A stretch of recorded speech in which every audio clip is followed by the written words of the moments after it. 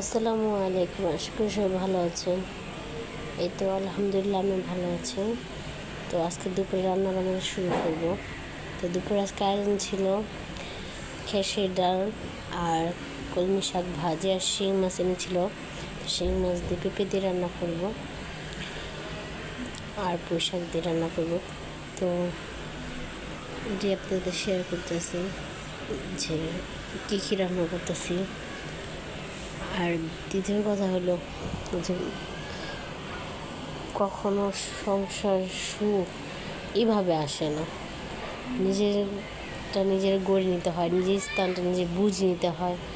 কারণ কখনো কেউ কারোর স্থান বুঝিয়ে দেয় না, নিজেটা নিজে বুঝে নিতে হয়।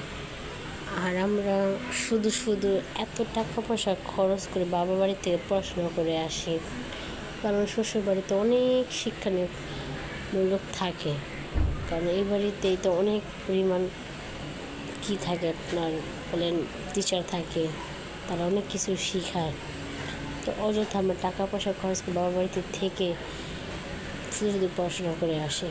কারণ তাদের যে একটা শিক্ষা, ওইটা মনে হয় শ্বশুরবাড়িতে না আসলে হয় না। কারণ সব মেয়েদের কপালে একরকম হয় না, কেউ সুখী হয়, কেউ হয় না, কারোটা মেনে নেয়, কারোটা মেনে নেয় না।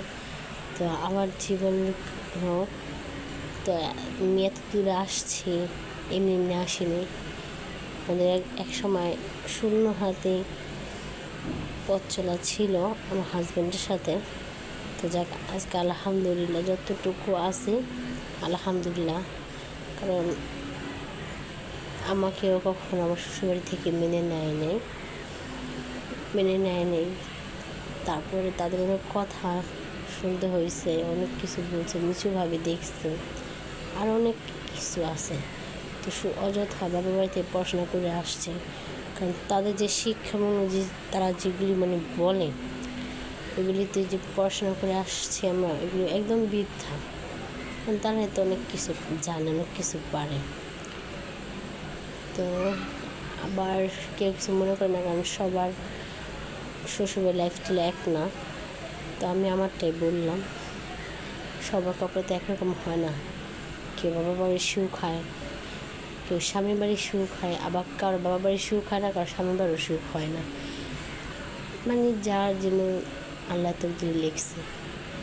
তো আমার বাবার বাড়ির সুখ হইলেও আমার শ্বশুরবাড়ির যে জীবন পথে চলা খুব যুদ্ধে ছিল। ধরতে গেলে এক কথায় যুদ্ধের মুহূর্তই ছিল। কারণ হয়তো স্বামী সাপোর্ট ছিল দেখে এই পর্যন্ত আসতে পারছে, হয়তো পর্যন্ত আসা হইতো না। তো একটা মেয়ে কখনো যুদ্ধ ছাড়া কখনো সুন্দরভাবে সংসার চালিয়ে যেতে পারে না, সংসার করে যেতে পারে না। কিছু মানুষের বদনজর, হিংসা, অহংকার কারণে না সংসার বেড়ে ওঠে না। যে স্বামী সাপোর্ট ভালো থাকে তাহলে অবশ্যই বেড়ে ওঠা যায়, ওই সংসার টিকে যায়।